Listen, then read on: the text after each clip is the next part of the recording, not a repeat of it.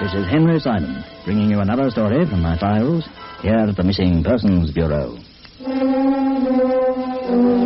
In these stories of the Missing Persons Bureau, dramatized for Henry Simon by Ross Napier, names and addresses have, for obvious reasons, been changed. In one moment, the search for Frederick Lang. Address unknown.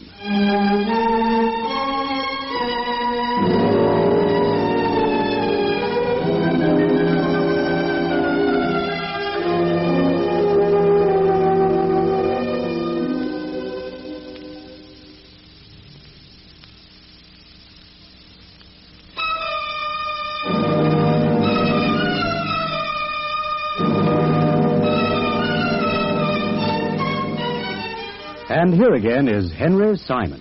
My father was a man who believed in getting value for his money. Perhaps this had something to do with his Scottish ancestry. Or perhaps it was just because he didn't like being taken down.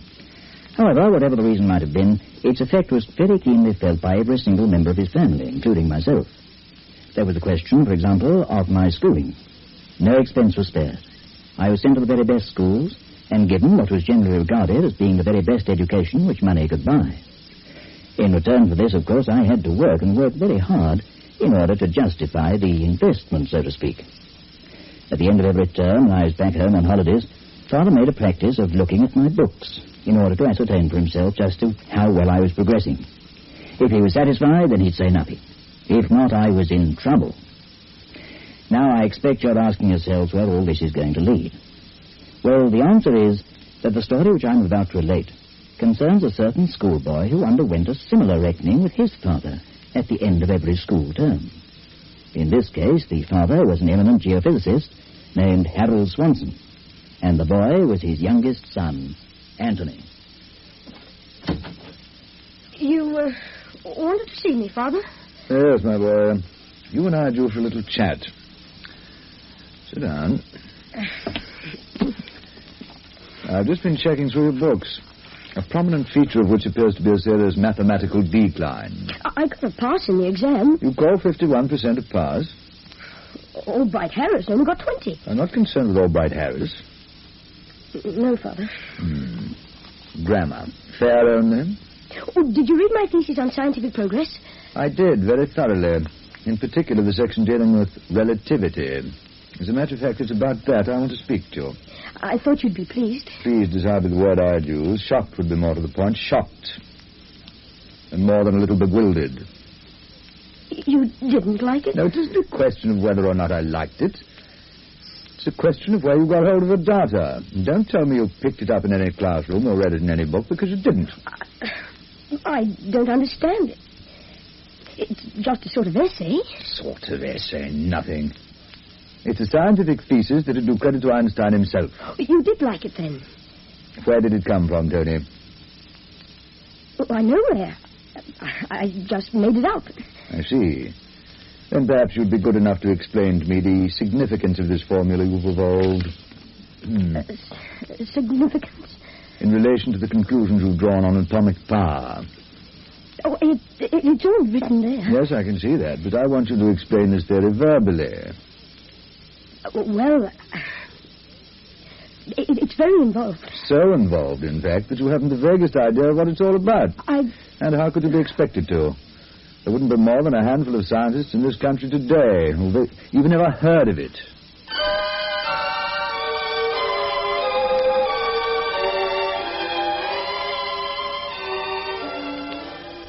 Such was the prelude to a case that had its beginning for the Missing Persons Bureau when I was visited here in my office 2 days later by Harold Swanson himself. The date was December the 18th, 1948.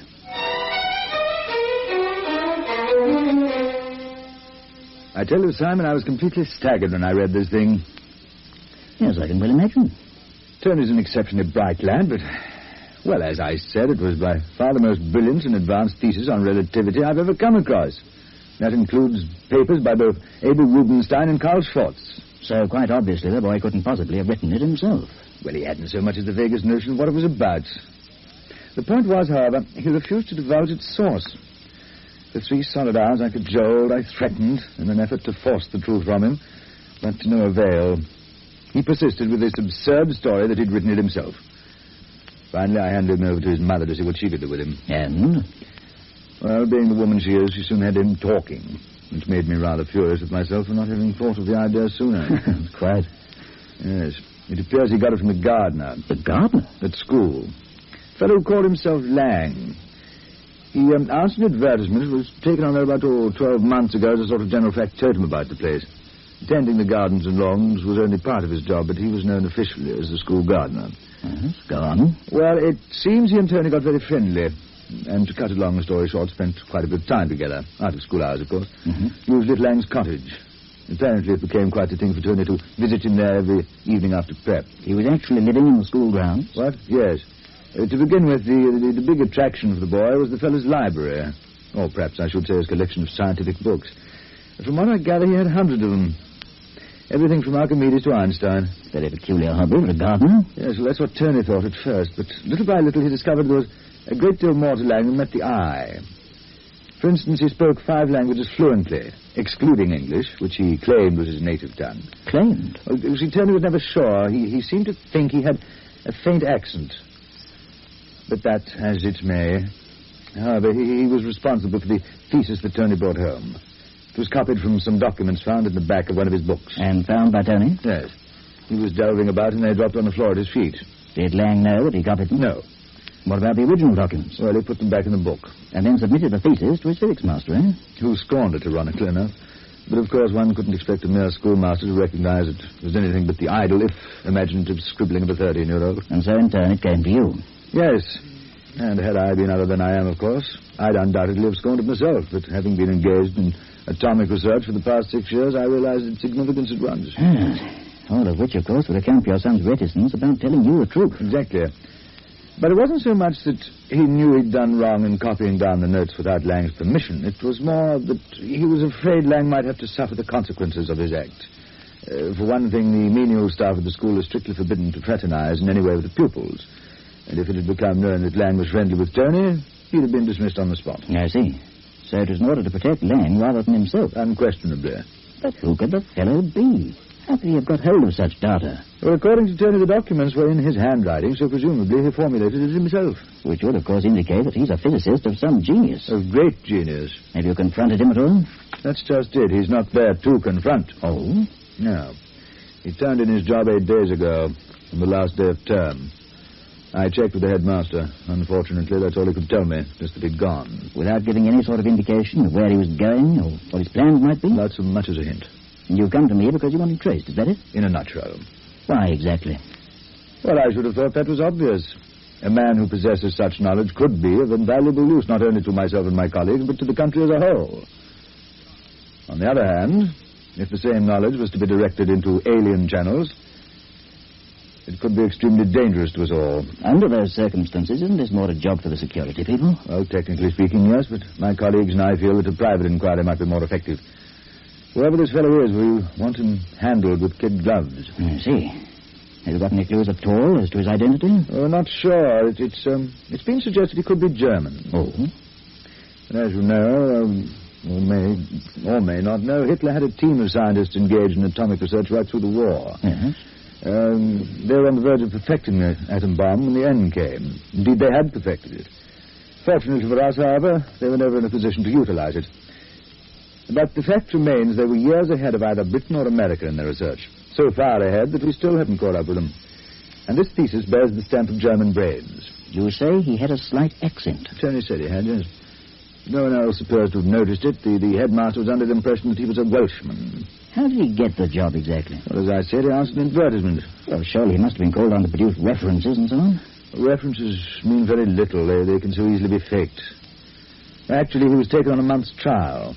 His work was found to be satisfactory, and at the end of that time, he was offered permanent employment. I should have thought a German would have found it extremely difficult getting into the country, especially one who had occupied a position of any importance in Hitler's eyes. Well, difficult, yes, but not impossible. Aliens of lesser intellect are filtering through by the dozen. But for the moment, that's beside the point. Mm-hmm. I have a photograph here which I'd like you to glance at. It was taken at a scientific convention dinner at Munich in 1938. As you can see, Hitler himself was presiding. As usual. To his right, Hess, Goebbels. Oh, I see. Rosenberg there. Rosenberg, Schacht, a whole herd of Nazi bigwigs. And here to the left, a number of the country's top scientists, presumably seated near Hitler in order of their precedence. There's von Ferling, Professor Grotman, Dr. Hans Stribling, and at the extreme left, Frederick Langsdorff. Now, you probably won't recognize any of them, but their faces are quite familiar to me. In point of fact, I was in attendance at that very dinner. I don't see you there. Oh, I was placed at a discreet distance from the Fuhrer. I've always regretted the fact that I didn't have a revolver handy. I imagine that's a regret shared by a number of people. Yes, indeed. However, to continue, every one of Hitler's leading scientists has been accounted for since the war, with two exceptions. Uh-huh. Felix Weiner, who was Grotman's assistant, and Frederick Langsdorff, who's pictured here. Neither have been heard of since before the German surrender. Now, at home, I also have a snap of Weiner, which I clipped out of an old magazine. Yes? I showed both pictures to Tony. Weiner's meant nothing to him.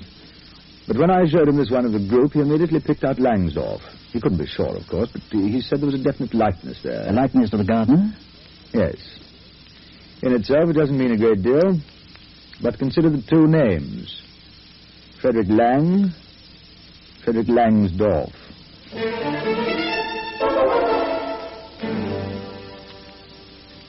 That's right, Mr. Simon. I'm not absolutely positive it's the same man, but it looks very like him. And you think that he had a faint accent, eh? He had a funny way of pronouncing his O's. I can't imitate it, but it was, well, funny. I see. Did he ever happen to speak of his personal life at all? No, never. But gosh, I wish someone would tell me what's going on. Where is he? What's happened to him? I'm afraid we're all in the dark there, old chap. That's just what we're trying to find out.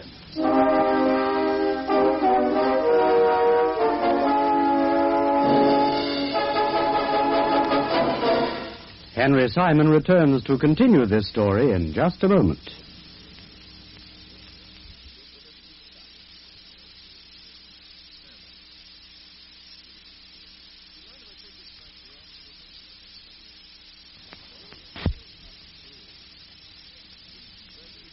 And here again is Henry Simon.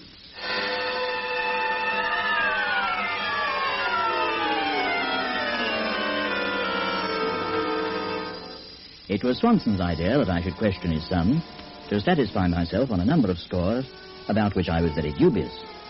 Moreover, he was keen that I should speak to the boy alone, which I did, while his father waited in the outer office. He was a fine-looking lad and seemed rather older than his years, but he was obviously quite determined to say nothing at all that might in any way harm or discredit his former friend and companion. He was good to me, Mr. Simon. I wouldn't like to see him get into any trouble. There's no reason why he should, Tony. As far as I know, he's done nothing wrong, unless, of course, he entered the country illegally, in which case the worst that can happen is that he'll be sent back to whatever country he's come from. But let's not dwell on that possibility. For the moment, I just want to talk to you about his mode of living, his habits. Did he live alone in his cottage? Yes. He had no family? Not that I know of, although... Yes?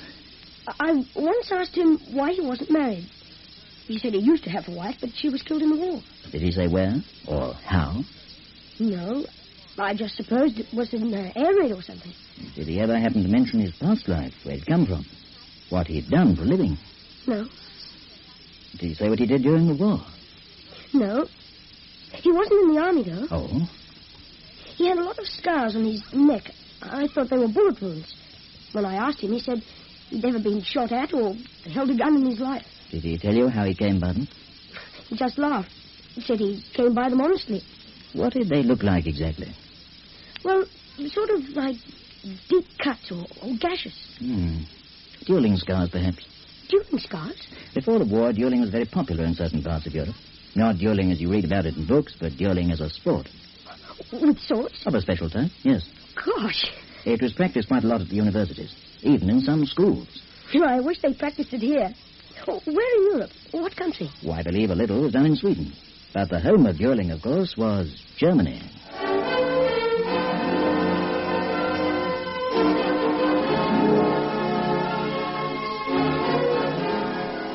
Possibility was fast becoming probability, as one by one indications of our quarry's origin were being brought to light. The accent, the scars, the very description of the man all pointed in one direction. This quite apart from his likeness to the photograph of Frederick Langsdorff, the similarity of the two names and his apparent scientific background. At this point, however, it became necessary to broaden our field of inquiries. And with this end in view, Agent Bob Hunter travelled to Sudbury in Dorset, where he interviewed Dr. Samuel Winter, who is the headmaster of Cranberry College, in his private residence on the edge of the school grounds. I must confess, Mr. Hunter, that I find myself more than a little puzzled at this sudden display of interest in a man such as Lang. He struck me as a very ordinary type of fellow, honest, hard-working in his way, but by no means a person of any outstanding qualities. Yeah, well, we're just interested in tracing him, sir, as I explained on Mr. Swanson's behalf. Other than that, I'm afraid I'm not at liberty to discuss the man. Most mystifying. You know, at your convenience, I'd kind of like to see over the cottage occupied by Lang. You say you inspected it yourself? Merely to check that all was in order. Was it? More or less. You didn't leave anything behind by any chance? Anything that might give me some lead as to where he's gone? No, I don't think so. There were some old newspapers in a cupboard which I left there. Newspaper is always handy to have about the place, of course. Yeah. And before he left, did he ask for a reference of any sort? Oh, yes, he did. The normal character reference. You gave him one? Certainly. He always did his job well, and I had no hesitation in stating as much on paper. Tell me, sir, did he give you the impression he had another job to go to? Well, I assume so. Otherwise, why should he have left? Well, I guess I'll take a look through those newspapers. There may be something there. I don't quite follow. Well, that's how he got this job, isn't it? Answering an ad in the newspaper? Oh, yes. Yes, of course. I see what you mean. How very astute of you to think of such a thing. Oh, not really. It's my business. Like yours is feeding knowledge at a kid. Mine's picking up the scraps where I find them.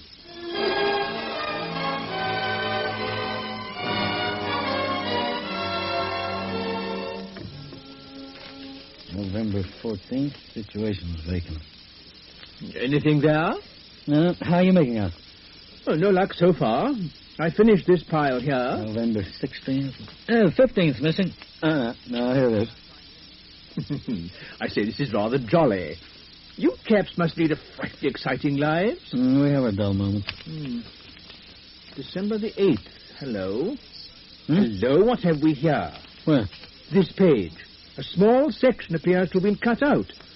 Oh, an advertisement for ladies' swimsuits. Well, let's have a look. What's on the other side? The personal column, huh? Could be something. Yes, but the section in question is missing. How can you tell what was there? Elementary, my dear Watson. I just go get me another copy. Oh.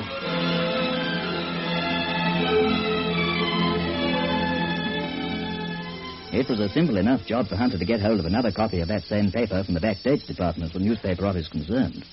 And this he compared with the other, quickly locating the item which had been cut out of the personal column.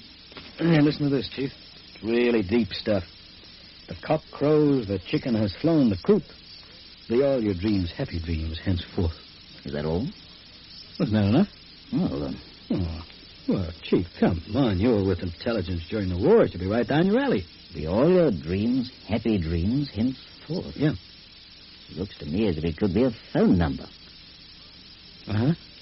Well, the cock crows, chicken has flown the coop business was probably prearranged between the parties concerned. Sort of like a password, huh? Yeah, exactly. Chief. Yeah? Where's the phone number coming to it? Be all your dreams happy dreams henceforth. That's 7 words. My first 3 begin with the letters B-A-Y. Bayswater. Yeah. Now, the remaining 4 could, of course, correspond with numbers. D-H, D-H. Now, D is the 4th letter of the alphabet. H is the 8th. So we have 4848. Bayswater 4848. I could be wrong, but it's worth a try. No sooner said than done. B-A-Y 4-8.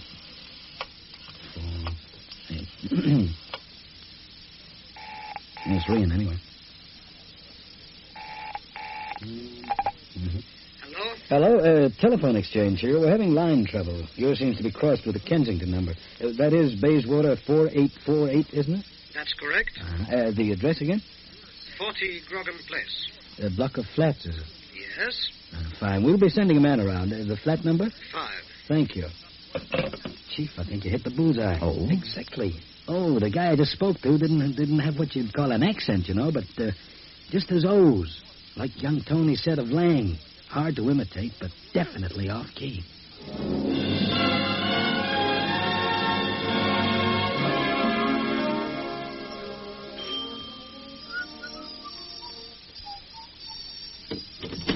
Oh, good afternoon. Come in, please. You'd be the man from the telephone exchange. Sorry, wrong number. I beg your pardon? Hunter's the name, Missing Persons Bureau. From the description he'd been given by Tony Swanson, Hunter knew at once that he had his man. That is, he had Frederick Lang. But, of course, whether or not he had also snared Frederick Lang's Dorf had yet to be ascertained. There was no denying Lang's likeness to the former German scientist, as he was pictured in Swanson's photograph. He looked a good deal older and carried much less weight, but his features were identical. You don't deny you're Frederick Lang, former gardener at Cranberry College? Of course not. Why should I?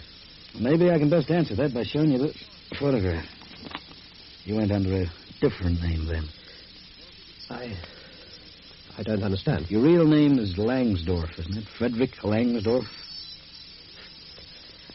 You know, Mr. Hunter, it's an odd thing.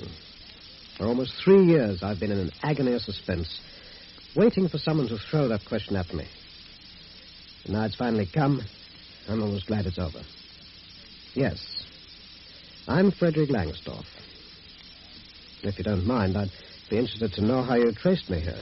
An ad in the personal column of the Daily Chronicle. It's quite a teaser, but my chief used to be with military intelligence. He's pretty well up in that sort of thing. Who was the message from, by the way? Ilsa, my wife. Uh-huh. We were separated when the Russians occupied Berlin. And because of the position I'd held, I knew I'd never be safe anywhere, but in this country or America. I see. Now, the arrangement was that I would leave first, and that Ilsa would follow 3 months later. Mm-hmm. So there was no fixed time or meeting place. It was quite impossible to know where or when we would be reunited. So it was decided that directly she arrived and had found somewhere to live, Ilsa would place an item in the personal column of the Chronicle, which was a paper we both knew. Uh-huh. Well, such was our plan. And in the March of 1946, I arrived here, expecting Ilsa to follow me sometime in June. Unfortunately, before leaving Berlin, she was foolish enough to visit a relative in the Soviet sector and was detained for an indefinite period. I see, yeah. At the time, of course, I had no way of knowing this. But as the months slipped by, I kept on hoping for the miracle that would bring us together again. Mm-hmm. Every day watching the personal columns of the Chronicle. Yeah? Well, 2 years passed. My hope dwindled to nothingness. I gave up all hope of ever seeing her again. But I kept reading the Chronicle more by habit than anything else, till one day, a little under 2 weeks ago, I picked up the paper, and there it was, staring me in the face. The cock crows. The chicken has flown the coop. So you decoded the phone number and duly contacted her here. I could never describe the thrill I had on hearing her voice again. Tell me, how did she come by this flat? Oh, she was fortunate. She went to an agent in Earl's Court, and he sent her straight here. And that same day, she signed the lease for 3 months. She here now? I'm expecting her any minute. She's out shopping. Yeah, well, I guess I'll kind of stick around. I suppose it's no use my telling you I was never a member of the Nazi Party, nor in any way a subscriber to its doctrine. Well, you seem to kind of hit it off with that old folk, eh? I was tolerated by Hitler only because I was of value to him, as were a number of my associates. Mm-hmm. Many of us were married men, and for the sake of our wives and families, we had no option but to do as we were ordered. It's a poor excuse, I know, but it's the best I can offer.